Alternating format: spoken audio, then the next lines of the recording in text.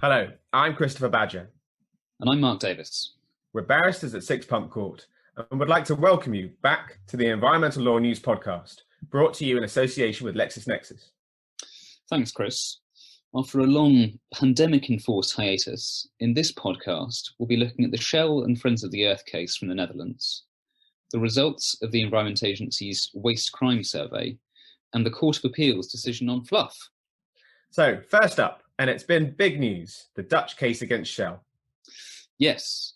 Now, headlines have certainly been grabbed by the case against Shell, where the Court of First Instance of The Hague has ruled that the company has an independent obligation to reduce its CO2 emissions by 45% by 2030 compared to 2010 levels, and to zero by 2050 in line with the Paris Agreement. Absolutely. And the case, of course, owes a debt to the Agenda case for the principle that the state has a positive duty under human rights law to act against climate change.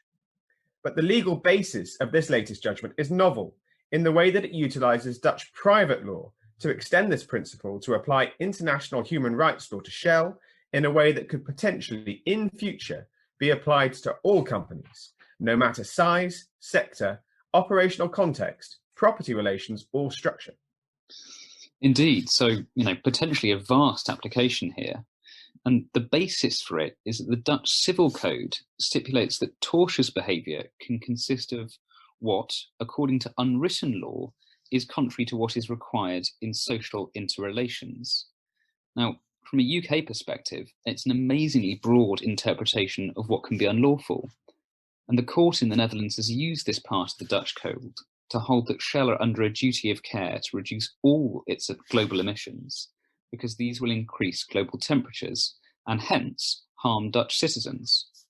And in making its finding, the court relied on a list of 14 relevant elements, including that global warming beyond 1.5 degrees C will heavily impact upon human rights, which is consistent with the finding and agenda, and that corporations must respect human rights and do their share to reduce climate change and its effects.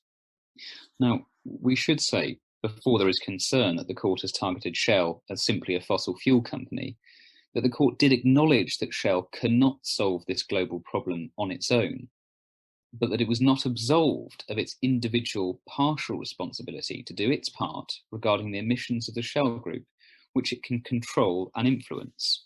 Yes, the court stated that Shell has what it referred to as an obligation of result to reduce the emissions directly resulting from its activities, what the court called Scope 1 emissions, and an obligation of best efforts to reduce the emissions resulting both from the production of the energy used by the Shell Group, Scope 2 emissions, and also from its consumers, yes, you guessed it, Scope 3 emissions.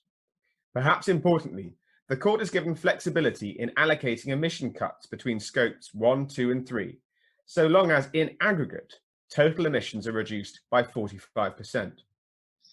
Well, perhaps unsurprisingly, this isn't likely to be the end of the road for this case, and Shell has already announced its intention to appeal the judgment, and it will be fascinating to see how far the Dutch appeal court will go in upholding the decision and the distinction between the two types of obligations. The legal status of environmental targets, whether they are absolute or merely require reasonable efforts, also remains a really live issue for many governments. But in the meantime, Shell hasn't been let off the hook.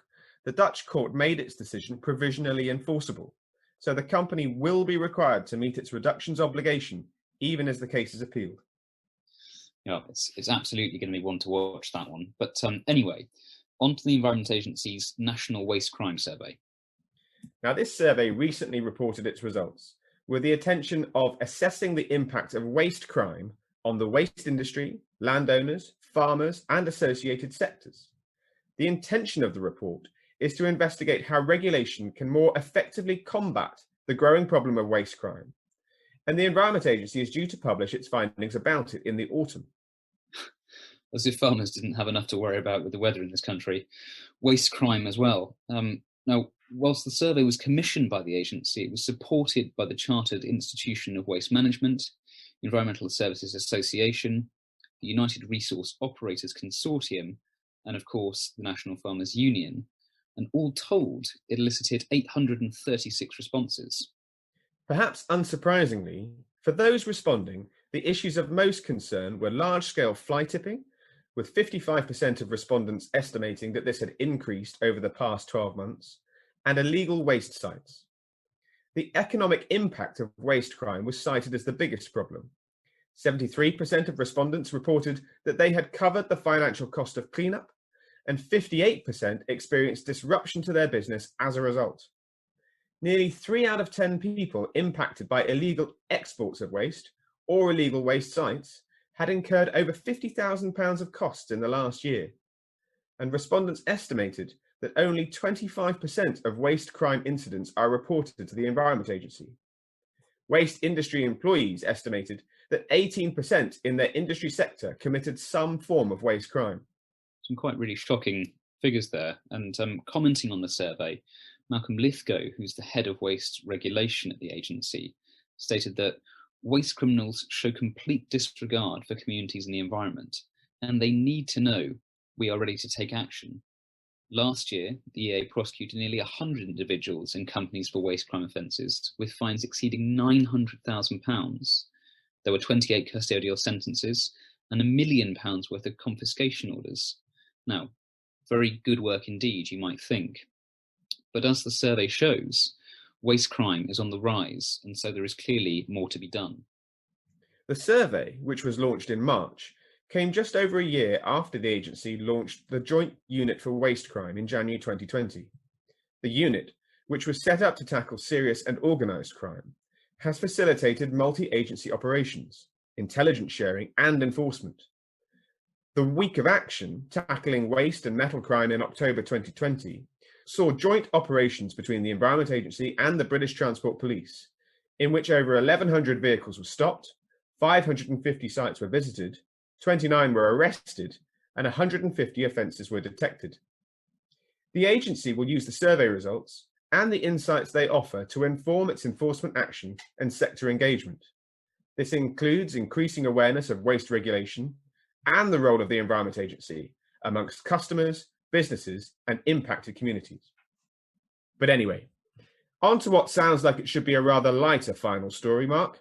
What's this about fluff? Yes, well, sadly, fluff is a bit of a misnomer. Let me explain. The situation where landfill operators create cells lined with thick, impermeable membranes to prevent leachate from seeping out of the cells and into the ground, all very sensible. But then, in order to prevent any sharp objects from protruding through the impermeable membrane, landfill operators place a layer of fluff, which I'm afraid is compacted black bag waste, and which is laid underneath and on top of the other waste in the cell to protect the cell from being punctured. Delightful. So what's the Court of Appeal doing looking at fluff? Well, the short point raised in the appeal was, is the fluff laid at the top of the cell waste, and hence liable to landfill tax, or not? I see. Now, it's right, isn't it, that this case started off life in May 2018 in the First Tier Tribunal, which found that fluff was waste, and hence HMRC were entitled to landfill tax arising from that waste. That's quite correct. But then, of course, the Upper Tribunal overturned the First Tier Tribunal's decision in January 2020 and held that, in fact, fluff was not waste. So what has the Court of Appeal said? Well, flip-flopping once again, the Court of Appeal has now come along and held that, in fact, the Upper Tribunal was wrong and the First Tier Tribunal was right, and all along, fluff is actually waste that is subject to landfill tax. Well, it seems pretty plain to me that the seesawing between these different judges tells us at least one thing right at the start. Any case involving the definition of waste is difficult. Indeed, it's rare for a decision of Mr. Justice Fancourt, President of the Upper Tribunal Lands Chamber, to be overturned on appeal.